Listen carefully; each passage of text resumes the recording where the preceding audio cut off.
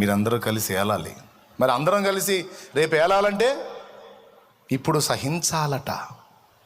రేపు యేసుతో కూడా ఏలాలి అంటే ప్రస్తుతం కొన్ని సహించాలి, కొన్ని భరించాలి, కొన్ని తట్టుకోవాలి, కొన్ని తాళుకోవాలి. అందులో ఒకటి నిష్కారణంగా నిందల పాలవటం. స్తోత్రం, స్తోత్రం. నిష్కారణంగా హింస పాలవటం. ఒక్కొక్కడికి మనం ఏం చెయ్యం, కానీ మన ఉద్యోగానికి ఎసురు పెడతాడు వాడు. ఒక్కొక్కడికి మనం ఏం చెయ్యం, కానీ పక్క వాళ్ళకి, పైన అధికారులకి మన మీద బ్యాడ్గా చెబుతుంటాడు. వాళ్ళు మనల్ని ఇబ్బంది పెడతా ఉంటే ఇటు చూసి సునకానందం పొందుతూ ఉంటాడు. ఎందుకు చేస్తున్నాడు వీడు ఇట్లా అని అర్థం కాదు. అవునా? మనకు వచ్చేవాటిని పని కట్టుకొని పోయి ఇచ్చేవాడికి చెప్పి చెడగొడతాడు. తగిలిందా మీకు అక్కడక్కడ ఇట్లాంటి? నువ్వేదో ఇబ్బందిలో ఉన్నా అవతలోడు హెల్ప్ చేస్తా అన్నాడు, ఇంకొకడు పని కట్టుకొని పోయి వాడికి ఇస్తున్నావా, తిరిగి వస్తాయా, పొరపాటును కొట్టావా అని ఈడు పని కట్టుకొని ఛార్జీ పెట్టుకొని మరి పోయి చెప్పిపోతాడు. అది తెలిసి అల్లాడిపోతాను. వీడికి నేనేం చేశాను, ఎందుకు నా కోసం ఇంత కష్టపడుతున్నాడు వీడు అండి? అర్థం కాదు. కొన్ని మనం ప్రయత్నం చేస్తే పని కట్టుకొని చెడగొడతారు. ఎందుకు ఇలా జరుగుద్ది, ఎందుకు నా విషయంలో ఇంత కక్ష పెట్టారు? ఎందుకంటే నువ్వు దేవుని నమ్ముకున్నావు, అది సాతానుకు నచ్చలా. నువ్వు జీవం గల దేవుని యందు విశ్వాసం ఉంచావు, అది సైతానుకు నచ్చలా. అందుకే నీ చుట్టూ ఉన్న వాళ్ళని నీకు శత్రువులుగా మార్చిపడేశాడు. వాళ్ళు నీ పతనాన్ని కోరుకునేటట్టు చేశాడు. అయితే గుర్తుపెట్టుకో, అది ఆట్టే కాలం సాగదు. ఆట్టే కాలం సాగదు. అది ఒక దశలో వాళ్ళు గెలిచినట్టు ఉంటారు, ఒక దశలో వాళ్ళు సాధించినట్టు ఉంటారు, కానీ చివరికి నీ నిందల పర్వమంతా ఆశీర్వాదాల మూటగా మారిపోయింది. అయితే దానికి ముందు దేవుని వాక్యం ఏం చెబుతుందంటే, యేసు బాటలో నడుస్తున్న నువ్వు నిందతో నింపబడాలి. ఇది జిలాగు పనులు చేసి తెచ్చుకునే నింద కాదు, దేవుని నిమిత్తమైన నింద. ఇప్పుడు నాకుందా లేదా? మీరు ఎంతమందికి తెలుసు దేవుని నిమిత్తం నేను నింద పొందుతున్నాను అన్న సంగతి మీరు ఎంతమందికి తెలుసు? తెలిసిన వాళ్ళు చేతులు ఎత్తండి. క్లియర్గా అర్థమవుతుందిగా. నా మీద వ్యతిరేకంగా మాట్లాడేటువంటి వ్యక్తులకి నాకేమైనా ఆస్తి తగాదాలు ఉన్నాయా? వాడేమన్నా నా బామరిదే? అందుకు కాదు కదా. ఇప్పుడు నన్ను ద్వేషించే వాళ్ళు ఏమన్నా నాకేం బామర్దులా, పోనీ దాయాదులా? ఆవిడెవడో నేనెవడో, ఆమెవరో నేనెవరో, అతడెవడో నేనెవడో. కానీ ఎందుకు పని కట్టుకొని? క్రీస్తు నిమిత్తమైన నింద. అది నాకు అధిక ఫలమునివ్వడానికి కారణమవుతుంది. మరి ఇప్పుడు యేసు నింద పొందాడు, ఇప్పటికీ పొందుతానే ఉన్నాడు. ఆయన బిడ్డగా నేను నింద మోస్తానే ఉన్నాను. మరి నాతో పాటు నీకు తప్పదు కదా. మరి ఎందుకు? ఎవరన్నా ఏదన్నా ఇబ్బంది పెడితే, ఎవరన్నా ఏదన్నా నిందిస్తే, ఏదన్నా ఒక చిన్న మాట నీ గురించి తెలిస్తే వెంటనే లో బీపీకి వెళ్ళిపోతున్నావు? ఎందుకు నీరసం రోగి అయిపోతున్నావు? ఎందుకు నిరుత్సాహపడిపోతున్నావు? ఎందుకు సావా బతుక అంటున్నావు? ఇంత మాట నా మీద కల్పించారు బాబోయ్, నేను ఇక బతకనాను ఎందుకు అంటున్నావు? నా జీవితం ఏమైపోవాలని ఎందుకు వాపోతున్నావు? దేవుని వాక్యం సుస్పష్టంగా చెబుతుంది, నీవు నాతో కూడా ఏలాలి అంటే నాతో పాటు సహించాలంటే వాటిలో మొట్టమొదటిది నింద, హింస. మిమ్మల్ని హింసించేవాడు దేవునికి సేవ చేస్తున్నట్టు ఫీల్ అవుతాడని చెప్పాడు యేసయ్య. ఏం చెప్పాడు? మిమ్మల్ని బాధ పెట్టేవాడు దేవునికి సేవ చేస్తున్నట్టు ఫీల్ అవుతాడట. అంటే ఎంత డెడికేటెడ్గా చేస్తాడో చూడిక, ఎంత అంకితమై ఇబ్బంది పెడతాడో చూడు. ఇంకా సరిగ్గా రాలా హింసలు, వచ్చినప్పుడు తేలిద్ది ఒక్కొక్కళ్ళ విశ్వాసం. ప్రియులారా, మనము సిద్ధపడి ఉండాలి. అది పాఠం ఈరోజు. ఏమై ఉండాలి? సిద్ధపడి ఉండాలి.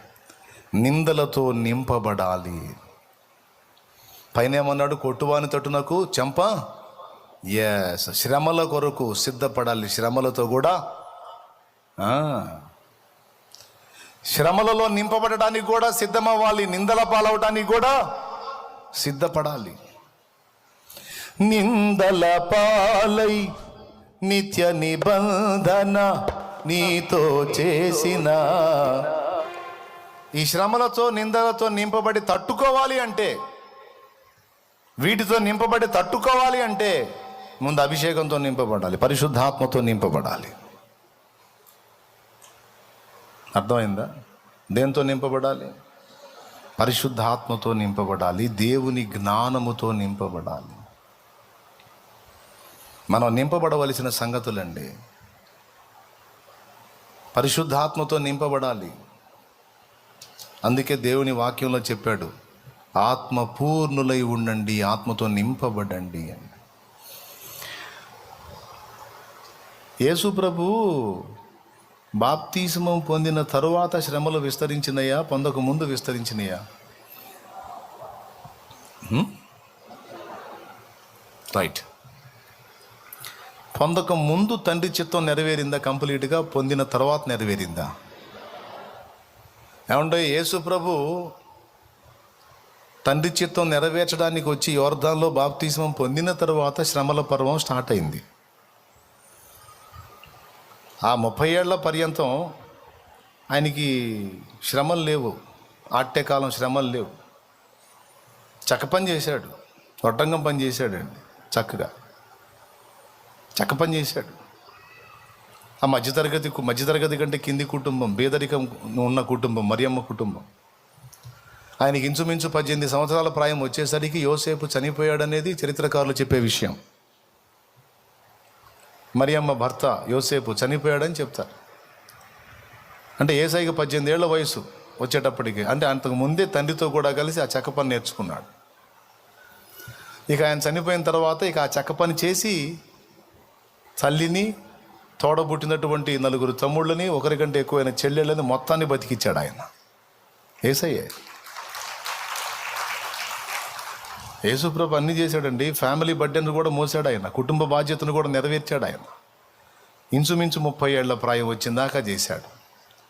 ఆయనకి యేసయ్యకి 30 ఏళ్ల ప్రాయం వచ్చేటప్పటికి మన భారతదేశపు లెక్క ప్రకారం తన తోడబుట్టిన వాళ్ళందరూ మేజర్లు అయ్యారు. అర్థమైందా?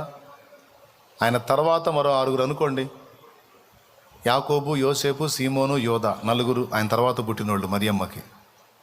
తర్వాత ఒకరికంటే ఎక్కువ మంది, ఎందుకంటే సోదరి మణులందరూ అన్నాడు అక్కడ. అంటే ఒక 2 ఉన్నారు అనుకుందాం, మొత్తం కలిపి 6 అనుకుందాం. యేసయ్య తర్వాత మరియ గన్న సంతానం ఒక 6 అనుకుంటే, యేసయ్యకి 30 ఏళ్ళు వచ్చేటప్పటికి తర్వాత పుట్టినటువంటి వానికి ఎంత వచ్చి ఉండాలి?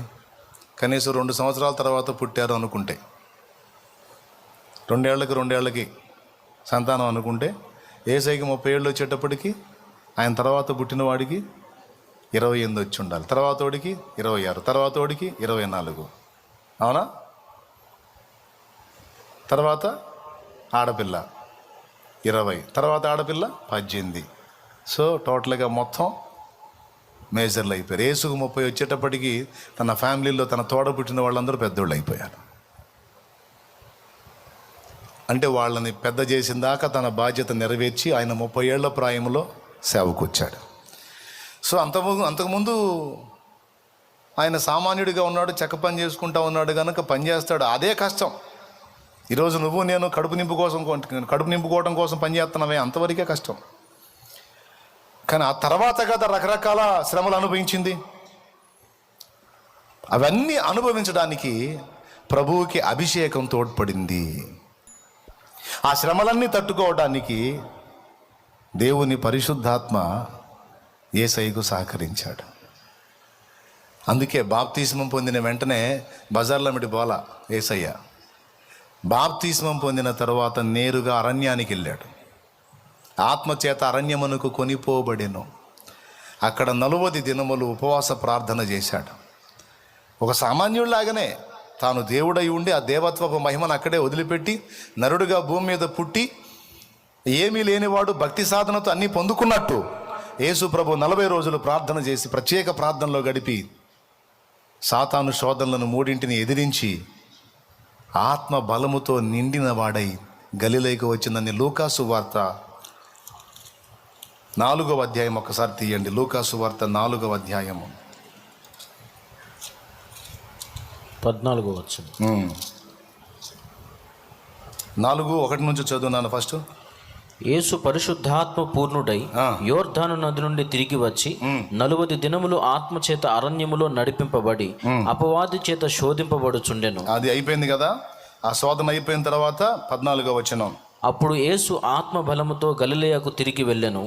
ఆయనను గూర్చిన సమాచారం ఆ ప్రదేశం పరిశుద్ధాత్మతో నింపబడ్డాడు. పరిశుద్ధాత్మ బలముతో నింపబడ్డాడండి. ఆ నింపబడ్డ తర్వాత ఇక ఎన్ని నింపబడిన వాటిని తట్టుకోవడానికి శక్తి వచ్చింది. దేవునికి స్తోత్రం కలుగును గాక. 40 రోజులు ఒక్కసారే ప్రార్థన చేసి ఇక లైఫ్లో మళ్ళీ ఎప్పుడు ప్రార్థన చేయలేదా? దేవుని పరిశుద్ధాత్మ అభిషేకం పొంది ఆ ఆత్మ బలముతో నిండిన వాడై వీటన్నిటినీ సహించాడండి. ఇప్పుడు వాటన్నిటినీ సహించాలంటే, ఆ నిందలతో శ్రమలతో నింపబడిన మనం వాటిని సహించాలంటే ముందు ఆత్మతో నింపబడాలి. పరిశుద్ధాత్మతో నింపబడాలి. ఆత్మ మనలో ఉండి ఆ బలాన్ని మనకిస్తే, ఆ జ్ఞానాన్ని మనకిస్తే, అప్పుడు ఎప్పటికప్పుడు ఎదురయ్యే వాటిని సమయోచితంగా ఆలోచించుకొని వాటిని దాటుకొని ఆనందంగా ముందుకు సాగగలుగుతాం. లేకపోతే కోవబడిపోతాం. దుష్టుడు మన మీదికి తెచ్చేటువంటి దాడులన్నిటిని బట్టి కూలబడిపోతాం, కుప్పలా కూలిపోతాం. అది జరగకుండా వాటిని అధిగమించి ముందుకు సాగాలంటే ఆత్మ బలముతో నింపబడాలి. ఆత్మ జ్ఞానముతో నింపబడాలి. స్టెఫను ఈ రెండు నింపుకున్న వ్యక్తట. స్టెఫను ఈ రెండింటితో నింపబడ్డ వ్యక్తట. ఒకసారి అపోస్తల కార్యములు 6వ అధ్యాయం తీసుకొని చూడు. అపోస్తల కార్యములు 6వ అధ్యాయము